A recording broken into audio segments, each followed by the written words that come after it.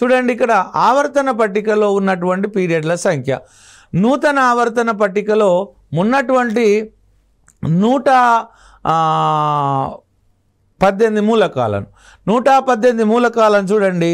1 2 3 4 5 6 7 7 అడ్డు వరుసలుగా రాసినాం.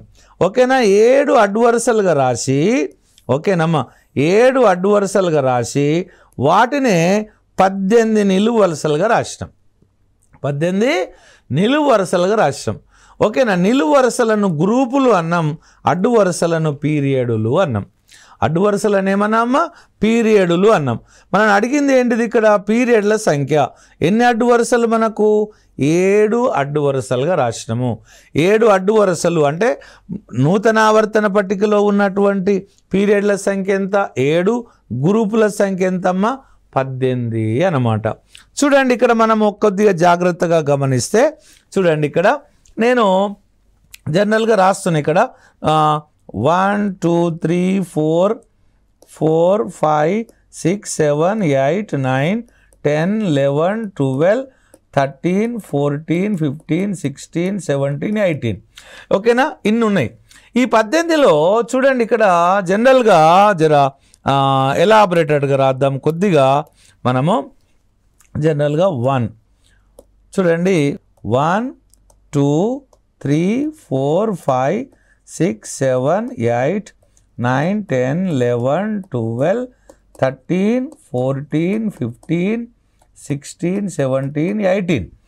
ఇక్కడ నేను 1ను 1A అన్నా, 2ను 2A అన్నా, 13ను ఏమన్నమ్మా అంటే 3A అన్నా, 14ను 4A అన్నా, 15ను 5A అన్నా, 16ను 7A అన్నా.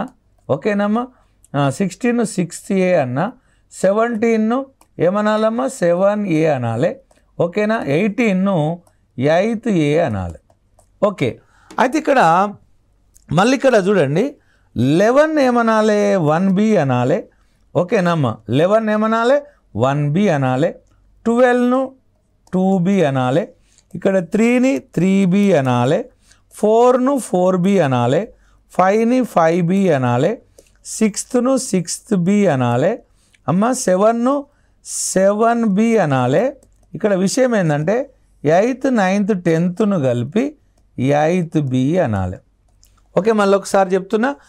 నూతన ఆవర్తన పట్టికలో ఉన్నటువంటి 118 మూలకాల్లో వాటిని 7 పీరియడ్లుగా 18 గ్రూపులుగా అమర్చడం జరిగింది.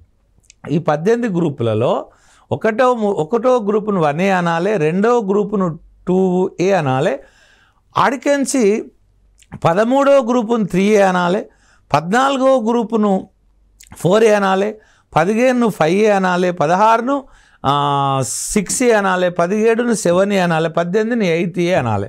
అన్ని జడవాయి మూలకాలు వస్తాయి. సో 13వ గ్రూప్ మనం మళ్ళీ 11కు వచ్చేసరికి 1B, 12 2B, తర్వాత 3ను 3B, 4ను 4B, 5ను 5B, 6ను 6B, 7ను 7B, 8 9 10ని కలిపి మనం 8B అనాలి. సో ఇట్లా మూలకాల ఆవర్తన పట్టికను తయారు చేసిన శాస్త్రవేత్త మోస్లే అనమాట. మీ ముందు నేను రాసిన ఆయన రమేష్ సార్ అనమాట. కానీ వాస్తవానికి ఈ పట్టికను ఫస్ట్ అరేంజ్ చేసి ఈ పట్టికలో మూలకాలను అమర్చినటువంటి శాస్త్రవేత్త ఎవరు చెప్పండి? మోస్లే అనమాట.